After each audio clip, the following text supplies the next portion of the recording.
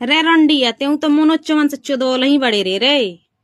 हमारा भी वीडियो मनोज चौहान के संग गोइल बानी दिन दहाड़े चोलिल मैंने वीडियो बना के तती कहतरी ते तो वीडियो कॉलिंग बतिया के चोदवावेलू से मनोज चौहान से और बोलना मनोज चौहान तोरा छोड़ दिल बड़े कि ज्योतिया के छोड़ दिल बड़े रे मनोज चौहान तोनी के नोई छोड़ चोदले बड़े तोनी के ठीक रे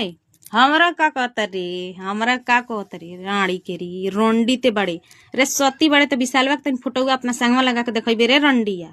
अपना संगवा तन चढ़ेबे रे रंडिया तो हम तोरा से सब के सीधा एक एक बात कहेम जितने सती सवित्री बाड़े तो तोरा लइकन के रहते हुए तनी विशालवा के घर में अपना बुला के दिखा दे